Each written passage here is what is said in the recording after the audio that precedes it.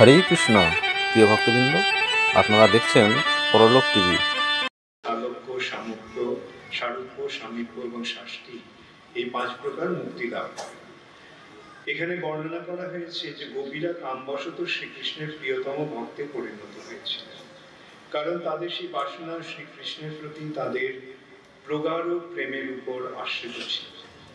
যদিও ব্রজী গোপিকারা যেন পরকীয়া রসে পরপুরুষের সঙ্গে তাদের প্রেমের সম্পর্কজনিত কাম বাসনা ব্যক্ত করেছেন, কিন্তু প্রকৃতপক্ষে তাদের কোনো কাম বাসনা ছিল না। এটাই আধ্যাত্মিক উন্নতির বৈশিষ্ট্য। তাদের বাসনা কাম বলে মনে হলেও প্রকৃতপক্ষে তা জড়জাগতিক কাম ছিল না। শ্রী চৈতন্য চরিতামৃত গ্রন্থে সোনা এবং লোহার সঙ্গে চিন্ময় প্রেম এবং জড় কামের তুলনা করা হয়েছে। সোনা এবং লোহা উভয়ই ধাতু, কিন্তু তাদের মধ্যে আকাশ পাতাল পার্থক্য। শ্রীকৃষ্ণের প্রতি গোপিকাদের কামের তুলনা করা হয়েছে সোনার সঙ্গে এবং জড় কামের তুলনা করা হয়েছে লোহার সঙ্গে। কংস প্রভৃতি শ্রীকৃষ্ণের অন্যান্য শত্রুরা ব্রহ্ম সাযুজ্য প্রাপ্ত হয়েছিল, কিন্তু শ্রীকৃষ্ণ তার শত্রুদের যে গতি প্রদান করেছেন, তার বন্ধু এবং ভক্তরা কেন সেই গতি প্রাপ্ত হবে? শ্রীকৃষ্ণের ভক্তেরা বৃন্দাবনে অথবা বৈকুণ্ঠে তার নিত্য পার্শ্বদত্ত লাভ করে সর্বদা তার সঙ্গ লাভের সৌভাগ্য অর্জন করেন। তেমনি নারদ মুনি যদিও ত্রিলোকে বিচরণ করেন, কিন্তু নারায়ণের সঙ্গে তার প্রগাঢ় ভক্তি সম্পর্ক রয়েছে ঐশ্বর্যকর। বৃষ্ণীয় যদুদের এবং বৃন্দাবনে শ্রীকৃষ্ণের পিতামাতার শ্রীকৃষ্ণের সঙ্গে আত্মীয়তার সম্পর্ক রয়েছে, কিন্তু বসুদেব এবং দেবকীর সঙ্গে সম্পর্ক থেকে বৃন্দাবনের নন্দ যশোদার সম্পর্ক অধিক শ্রেষ্ঠ। গোপ্যা কামাদ ভয়াত কংস দেশাৎ চৈত্যাদয়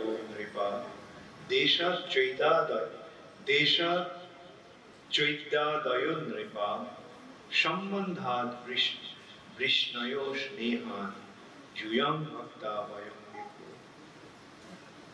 হে মহারাজ যুধিষ্ঠির, গোপীগণ কামবশত, কংস ভয়বশত, শিশুপাল প্রভৃতি রাজাগণ শত্রুতাবশত, যদুগণ সম্বন্ধবশত, তোমরা পাণ্ডবেরা স্নেহবশত এবং আমরা ভক্তিবশত শ্রীকৃষ্ণের কৃপা প্রাপ্ত হয়েছি।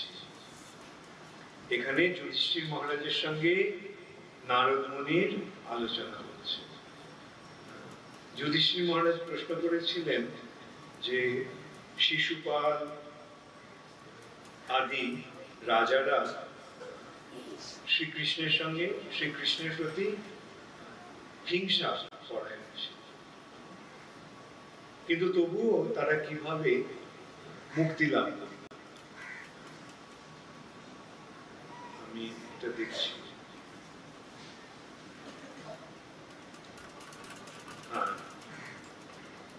মহারাজ যুধিষ্ঠির, এখানে আমি পড়ে যাচ্ছি, এটা মহারাজ যুধিষ্ঠিরের প্রশ্ন নারদ মুনিকে।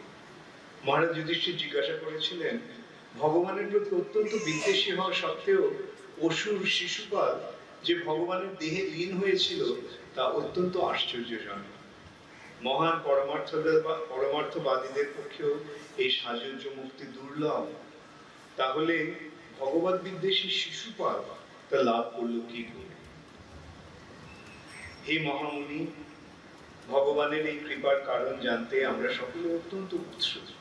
আমি শুনেছি যে পূর্বে বেন নামক এক রাজা ভগবানের নিন্দা করেছিল এবং তার ফলে সমস্ত ব্রাহ্মণেরা তাকে নরকে নিক্ষেপ করেছিল। শিশুপালেরও নরকে পতন হওয়ার কথা ছিল, তাহলে সে ভগবানের দেহে লীন হলো কি করে? দামঘোষের পুত্র পাপী শিশুপাল বাল্যকালে সেই অস্ফুট ভাষণ থেকে শুরু করে তার মৃত্যুর সময় পর্যন্ত কৃষ্ণের প্রতি বিদ্বেষ প্রদর্শন করে এবং তার নিন্দা করেছে। তেমনি তার ভ্রাতা দুর্মতি দন্তবক্র চিরকাল শ্রীকৃষ্ণের প্রতি এই প্রকার দেশ প্রদর্শন করেছে। যদিও শিশুপাল এবং দন্তবক্র বারবার অব্যয় পরম ব্রহ্ম শ্রীকৃষ্ণ নিন্দা করেছে, তবুও তাদের জিহ্বায় শ্বেতপুষ্ট হয়নি এবং তারা অন্ধকার নরকে প্রবেশ করে। তাতে আমরা অত্যন্ত আশ্চর্য হয়েছি। এইভাবে যখন যুধিষ্ঠির মহারাজ প্রশ্ন করলেন, তার উত্তরে নারদ মুনি কি বলতে বললেন,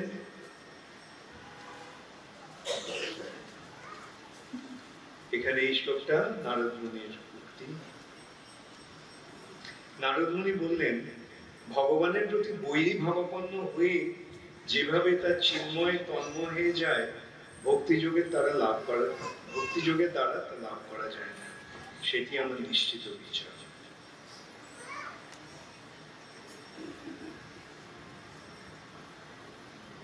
আচ্ছা, নারদ মুনি এখানে, আচ্ছা আমি এখান থেকে পড়ছি। এর অতএব বৈরী ভাব অথবা ভক্তিযোগ, ভয়, স্নেহ অথবা কাম, এর যে কোনো একটি উপায়ের দ্বারা কোনো না কোনো ভাবে বদ্ধজীব যদি তার মনকে ভগবানে একাগ্র করে, তাহলে তার ফল একই হবে। কারণ ভগবান আনন্দময় হওয়ার ফলে শত্রুতা বা মিত্রতার দ্বারা কখনো তিনি প্রভাবিত হন। ভগবানের প্রতি বৈরী ভাবাপন্ন হয়ে যেভাবে তার চিন্তায় তন্ময় হয়ে যায়, ভক্তিযোগের দ্বারা তা লাভ করা যায় না, সেটি আমার নিশ্চিত বিচার। এখানে তারপরে বলা হচ্ছে, বহু ব্যক্তি পাপ কর্ম পরিত্যাগ করে গভীর মনোনিবেশ সহকারে কেবল শ্রীকৃষ্ণের চিন্তা করার ফলে মুক্তি লাভ করেছে। এই মনোনিবেশ কাম থেকে, দেশ থেকে, ভয় থেকে, স্নেহ থেকে, ভক্তি থেকে হয়ে থাকতে পারে। কেবল শ্রীকৃষ্ণে মনোনিবেশ করার ফলে যে কিভাবে শ্রীকৃষ্ণের কৃপা লাভ করা যায়, তা এখন আমি বর্ণনা করব। হে মহারাজ যুধিষ্ঠির, গোপীগণ কামবশত, কংস ভয়বশত, শিশুপাল প্রভৃতি রাজারা শত্রুতা বশত, যদুরা সম্বন্ধ বশত, তোমরা পাণ্ডবেরা স্নেহ বশত এবং আমরা ভক্তি বশত শ্রীকৃষ্ণের কৃপা প্রাপ্ত হয়েছে। তাহলে এখানে এই যুধিষ্ঠির মহারাজের প্রশ্ন থেকে আমরা কি শিক্ষা পাচ্ছি? একটা মস্ত বড় শিক্ষা আমরা পাচ্ছি। সেই শিক্ষাটা কি? যেন তেন প্রকারেণ মনঃকৃষ্ণে নিবেশয়ে। যেভাবেই হোক না কেন মনটা কৃষ্ণে মগ্ন। মনের কাজ কি? মনের কাজ চিন্তা করে, তাই না? মন চিন্তা করে, মন দিয়ে ভাবে। সেই মন কি করে? সেই মন দিয়ে কি করতে হবে? আমাদের মনটা এখন কোথায়? এই জড় জগতে আমাদের মনটা কোথায়? আমাদের মনটা বিষয়ে রয়েছে। বিষয় মানে ইন্দ্রিয়ের বিষয়। চোখ দিয়ে যেটা দেখছি, কান দিয়ে যেটা শুনছি, জিহ্বা দিয়ে যেটা স্বাদ গ্রহণ করছি, ত্বক দিয়ে যেটা স্পর্শ করছি এবং নাক দিয়ে যেটা ঘ্রাণ গ্রহণ করছি, সে তাতে মন রয়েছে না? মন কিসে রয়েছে? ইন্দ্রিয়ের বিষয়ে রয়েছে। চেতনা মনের মাধ্যমে এই ইন্দ্রিয়ের বিষয়ের প্রতি ধাবিত হচ্ছে। ধায়তে বিষয়ান পুংসঃ। তার ফলে কি হচ্ছে? তার পরের লাইনটা কার মনে আছে? Very good. সঙ্গস্তেষু উপজায়তে। চেতনা মনের মাধ্যমে ইন্দ্রিয়ের বিষয়ের প্রতি ধাবিত হচ্ছে, তার ফলে মন তার প্রতি আসক্ত হচ্ছে, সঙ্গ হচ্ছে। সংঘাত সংজায়তে কাম। তার ফলে কামের উদয় হচ্ছে, মানে ওইটাকে ভোগ করছে। যে ইন্দ্রিয়ের যে অনুকূল যে সমস্ত বিষয়, সেগুলির জন্য আমরা কামনা, কোন সুন্দর কিছু দেখলে আমরা সেটা উপভোগ করতে চাইছি, সেটাই হচ্ছে কাম। কামাৎ ক্রোধ অভিজায়তে, কামের ফলে ক্রোধ হচ্ছে, ক্রোধের ফলে সম্মোহ, ক্রোধাৎ ভবতি সম্মোহ, সম্মোহাৎ স্মৃতি বিভ্রম, এই সম্মোহের ফলে স্মৃতি বিভ্রান্ত হচ্ছে, আর স্মৃতি ভ্রংসাৎ বুদ্ধি নাশ, স্মৃতি ভ্রষ্ট হওয়ার ফলে বুদ্ধি নষ্ট হয়ে যাচ্ছে, বুদ্ধি নাশাৎ প্রণশ্যতি। এইটি আমাদের জড় বিষয়ের প্রতি আসক্ত হওয়ার ফল, পরিণতি। মনটা বিষয়ের দিকে যদি যেতে দেওয়া হয় তাহলে তাই হয়। কিন্তু কি করতে হবে? সবই মনো কৃষ্ণ পদারবিন্দে বিন্দয়। মন মনা ভব, ভগবান নিজেই বলছে তোমার মন দিয়ে আমার চিন্তা করো। এখানে নারদ মুনি তার সেই কথাই বলছে, ভগবানের চিন্তার ফল। কংস কি করছিল?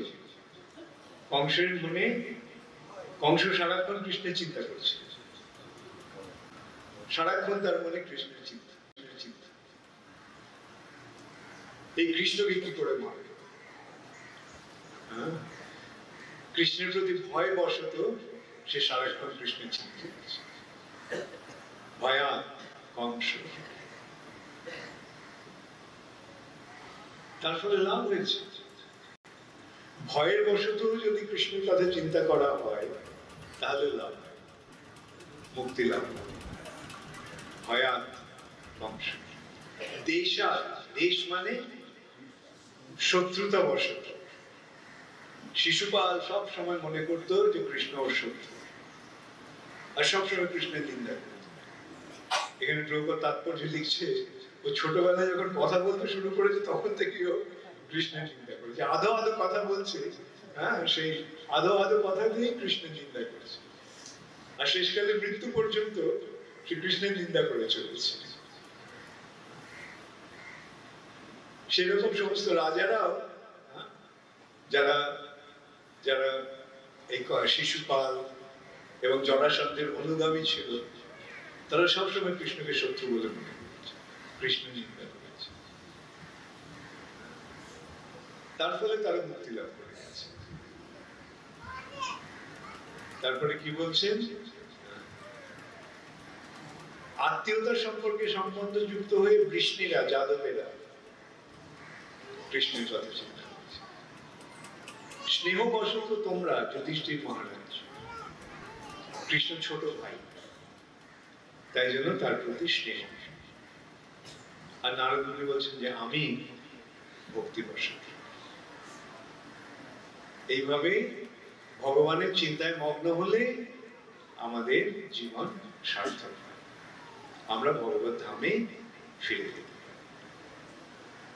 তাহলে কংসর যে পাওয়া, শিশুপালের যে পাওয়া, আর যুধিষ্ঠির মহারাজের পাওয়া কি একরকম হবে?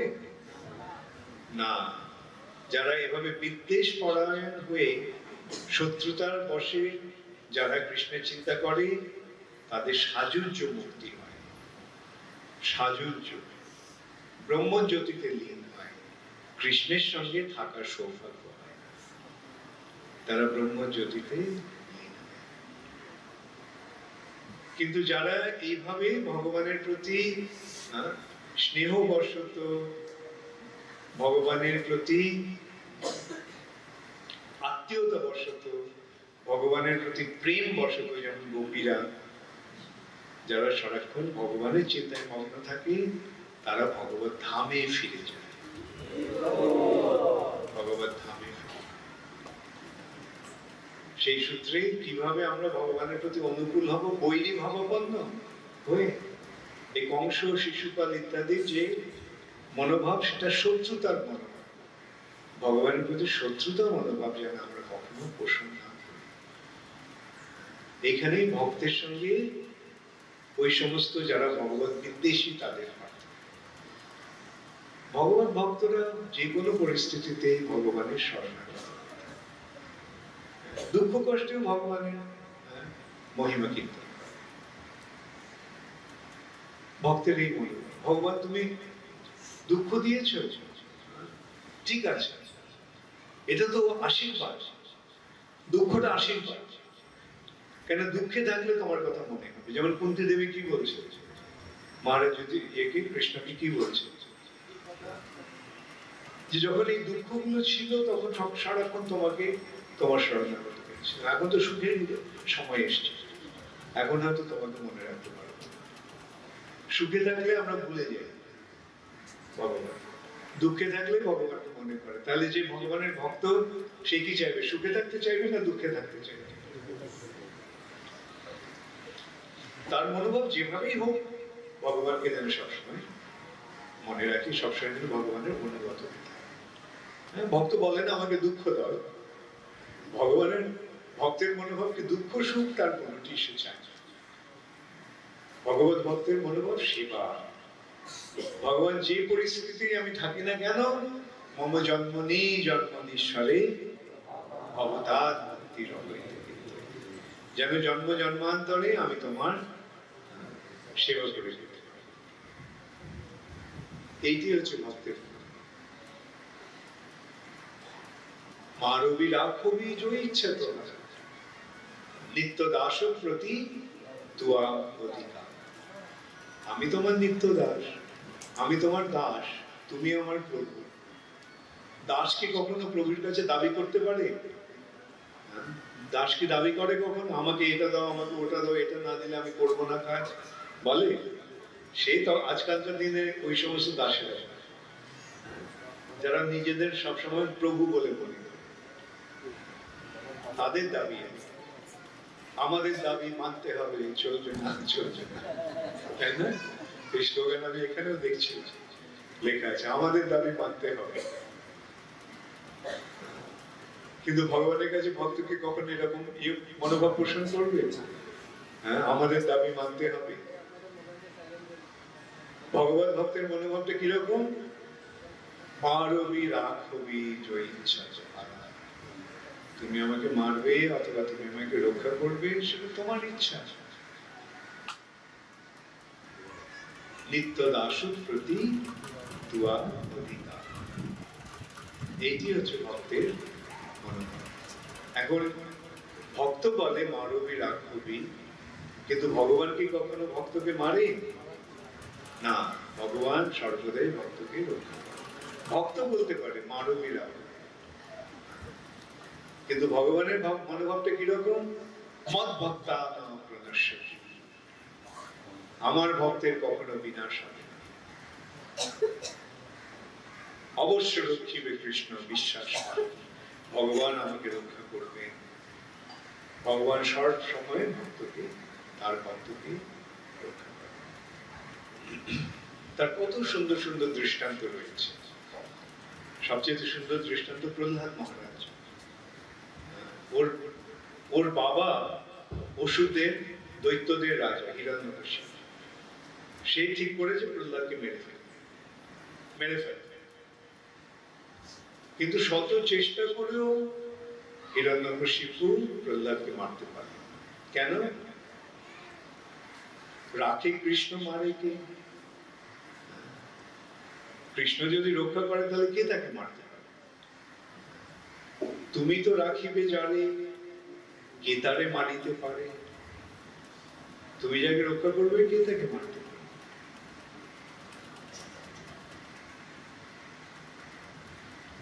সেই হিরণ্যকশিপু প্রথমে তার যে সৈনিকদের, তার সমস্ত, তার চারপাশে কে রয়েছে, কিরকম সব দৈত্য সেনাপতি রয়েছে, তারা স্বর্গের দেবতাদের সঙ্গে যুদ্ধ করে তাদেরকে পরাস্ত করেছে। সেই সমস্ত দৈত্যদের হিরণ্যকশিপু নির্দেশ দিয়েছে এই ছেলেটাকে মেরে ফেল। এ কুলাঙ্গার, কুলাঙ্গার কুলের অঙ্গার। অঙ্গার মানে কি?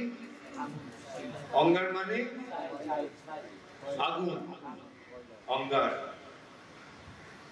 কয়লার আগুন। কয়লাটা যখন জ্বলে, কাঠকয়লাটা যখন জ্বলে, বাংলাদেশে কি বলে? আংরা বলে, তাই না? আংরা, ওই অঙ্গারের অপভ্রংশ। সেই অঙ্গার কুলের অঙ্গার মানে এই ছেলেটা আমার কুলকে জ্বালিয়ে দেবে। অতএব একে মেরে ফেলে। একটা বিষবৃক্ষ সারা বাগানটাকে নষ্ট করে দেবে, সারা বাগানটাকে বিষে পরিণত করে কেটে ফেলে, এইটাই তার যুক্তি। মেরে ফেলে, হতে পারে আমার ছেলে, কিন্তু আমার এই যে বর্ধিষ্ণু দৈত্যকুল, সেই দৈত্যকুলকে নষ্ট করে মেরে ফেলে।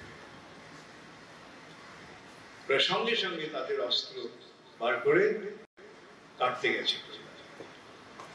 রাজা হুকুম দিয়েছে, ব্যাস, হতে পারে রাজার ছেলে, কিন্তু রাজা বলেছে কেটে ফেলার সঙ্গে কাটতে হবে। কিন্তু তাদের কি হলো, প্রহ্লাদের শরীর স্পর্শ করার আগেই তাদের সমস্ত অস্ত্রগুলো ভেঙে ভেঙে ছাড়। ভগবান সেটা করতে পারেন? হ্যাঁ, এইভাবে একের পর এক তাকে মারার চেষ্টা করা হচ্ছে, কিচ্ছু করে, কিচ্ছু।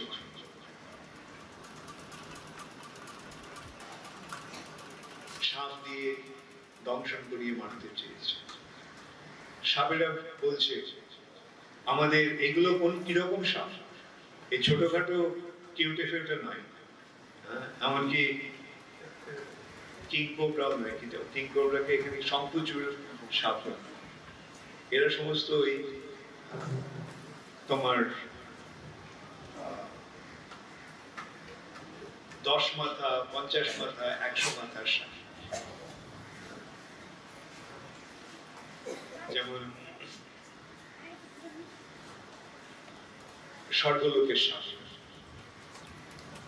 স্বর্গলোক মানে কি, উচ্চ লোকের সাপ, উচ্চতর। সেই সমস্ত সাপেরা বলছে যে আমাদের দাঁত ভেঙে গেছে কামড়াতে কামড়াতে, আমাদের বিষের থলি খালি হয়ে গেছে, আমরা অবসন্ন হয়ে পড়েছি, কিন্তু এই ছেলেটা কিছু হচ্ছে না। সে সাপের বিষগুলো কে নিয়েছে? ভগবান সেগুলিকে নিউট্রালাইজ করে দিয়েছে।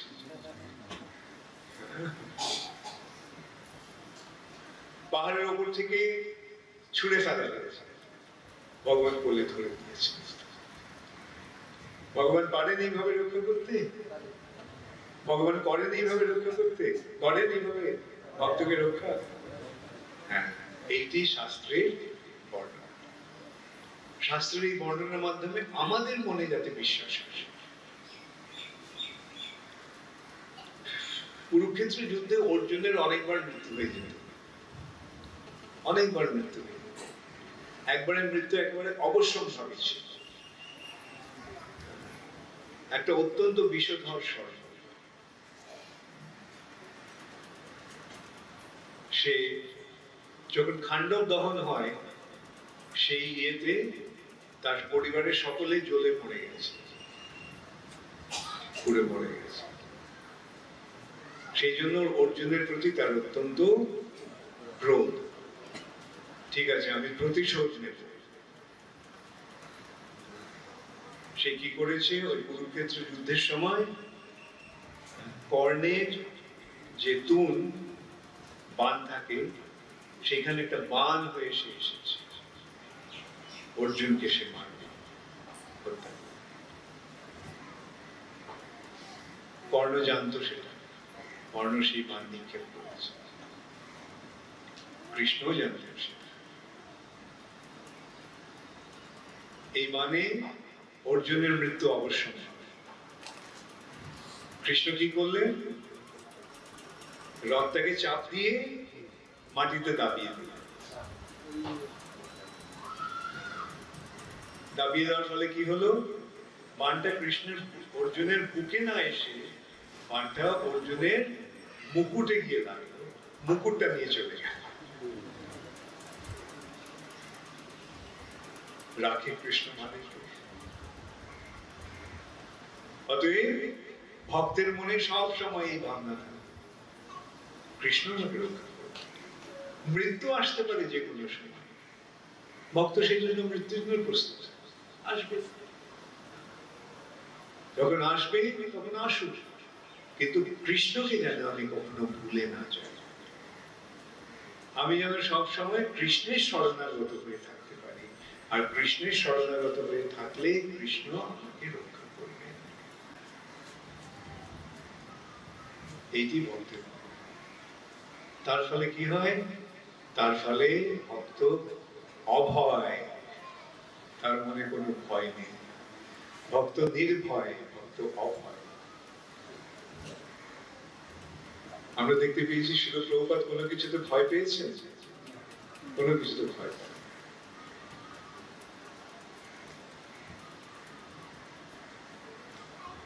ভক্তের সেই বিশ্বাসটা আছে।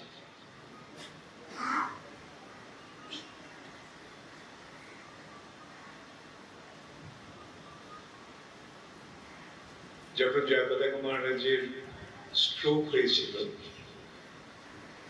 সকালবেলা স্ট্রোকটা হয়, সন্ধ্যাবেলা ওই হাসপাতালের ডাক্তার এবং হাসপাতালের মালিক অশোক হিন্দুজা এরা সকলে এসেছিল এই সংবাদ দিতে যে আমরা যেন প্রস্তুত থাকি, জয়পতাকা মহারাজ উনি দেহত্যাগ করবেন যে কোনো সময়। পুরুষোত্তম মহারাজ ছিলেন, আমিও ছিলাম। পুরুষোত্তম মহারাজের আমাদের দুজনের মনোভাব, এগুলো কিছু হবে না, তাই না মহারাজ? সকালবেলা যখন স্ট্রোকটা হয়, নানা রকম হচ্ছিল, আমি ভক্তদের আশ্বাস দিয়েছি, কিচ্ছু হবে না, কৃষ্ণ রক্ষা করবে।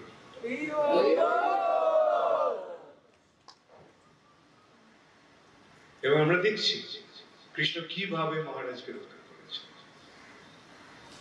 আর সবচেয়ে বড় হলো যে দুটো অঙ্গ, শরীরের দুটো প্রয়োজন ছিল, সেগুলো পরিবর্তন। একটা হচ্ছে কিডনি আর একটা লিভার। এখন এটা পাওয়া খুব দুর্লভ, স্বেচ্ছায় না দিলে পাওয়া যাবে না। আচ্ছা, আবার দুটো যদি আলাদা আলাদা ভাবে হয় তাহলেও একটা বিরাট একটা হলো আরেকটা পরে হবে। কিন্তু ভগবানের কৃপায় কি হলো, এমন একজনকে পাওয়া গেল যার কাছ থেকে এই দুটোই পাওয়া গেল একসাথে। কিডনিও পাওয়া গেল, লিভারটাও পাওয়া গেল, একই অপারেশনে দুটোর ট্রান্সপ্লান্ট, পুনঃস্থাপন। এবং তার ফলে এখন দেখতে পাচ্ছি জয়পতাকা মহারাজ ক্রমশ সুস্থ হয়ে গেছে। আমি প্রায় স্বপ্ন দেখি যে জয়পতাকা মহারাজ একেবারে সুস্থ হয়ে গেছে।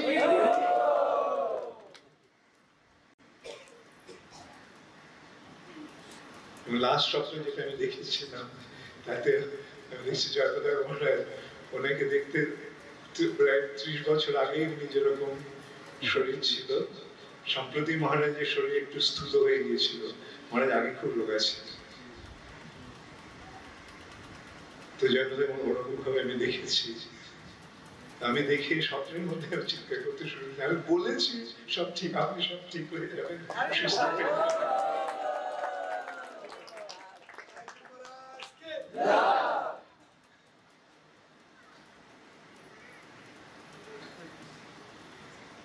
এটি হচ্ছে কৃষ্ণের কৃপা। ভক্তের মাধ্যমে ভগবান ভক্তের মহিমা স্থাপন করেন এবং তার ভক্তের প্রতি যে তার যে কৃপা সেটা প্রদর্শন করেন ভক্তের মাধ্যমে।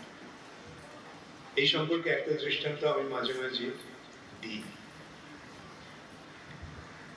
ছোট ছেলেকে বাবা অথবা মা অনেক সময় ছুড়ে দেয় ওপরে, দেয় না? তখন ছেলেটা আটকে ওঠে, তারপরে বাবা তাকে ধরে নেয়। যখন ধরে নেয় তখন বাবাও হাসে, ছেলেটাও হাসে। হ্যাঁ, ঠিক তেমনই ভগবান মাঝে মাঝে একটু উপরে ছুড়ে দেয়, তারপরে ছুঁয়ে দিয়ে যখন ধরেন তখন ভক্তও হাসে, ভগবানও হাসে, সকলে হাসে।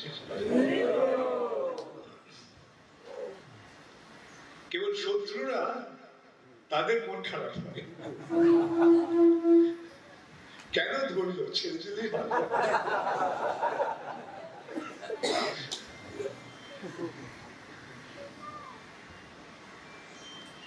অতএব এই ভক্তিপথে এসে আমাদের এই কথাটা সবসময় মনে রাখতে হবে। ভক্তির শুরুটা কি? শরণাগতি। মামেকং শরণং ব্রজ, তুমি আমার শরণ নাও। ভগবান এই কথা বলছেন না ভগবত গীতায়? এই শরণ দিয়ে সূত্রপাত হচ্ছে, আর তার ফলে যে ভগবানের সঙ্গে ভক্তের যে আদান প্রদান হচ্ছে প্রেমের, সেটি হচ্ছে ভক্তির প্রকাশ।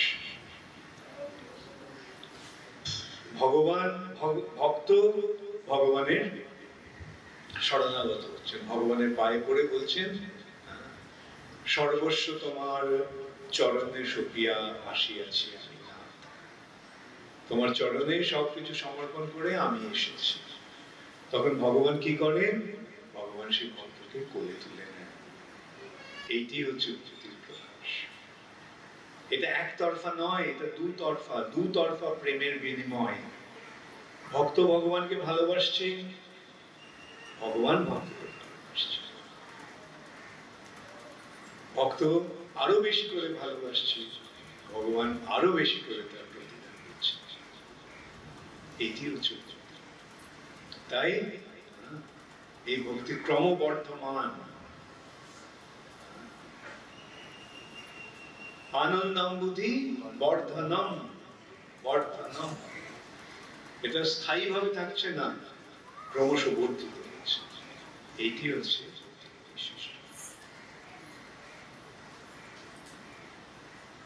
তাহলে কি করতে হবে? কিভাবে মনটা দিয়ে কি করতে হবে? মন দিয়ে সারাক্ষণ ভগবানের কথা, ভগবানের কথা কিভাবে ভাববো? বসে বসে ভাবা যায়, কিন্তু বসে বসে ভাবলে ততটা লাভ হয় না। যতটা কোনো কিছু পড়ে ভাবলে, তাই না? বসে বসে ভাবার চেষ্টা করলে কি হবে? মনটা অন্যদিকে চলে যাবে। কিন্তু যখন ভগবানের জন্য আমরা কিছু করি, তখন মনটা কোথায় থাকবে? হয়তো সরাসরি ভাবে ভগবানের কাছে থাকবে না, কিন্তু পরোক্ষ ভাবে ওটা ভগবানের কাছে থাকবে। রান্না করা হচ্ছে বা ফুলের মালা গাঁথা হচ্ছে, মনটা কোথায় আছে? জয় শ্রী শ্রী বৃষভানুনন্দিনী মুরারি কি জয়, জয় শ্রী শ্রীমান মহাপ্রভু, শ্রীল প্রভুপাদ। তোমরা কে কি মালা গাঁথো?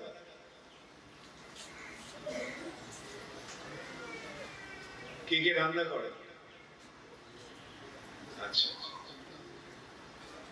যখন রান্না করে তখন মনটা কোথায় থাকে? হ্যাঁ, রান্নাতে থাকে না। কিন্তু রান্নাটা যদি ভগবানের জন্য হয়, তাহলে কার কথা চিন্তা হচ্ছে?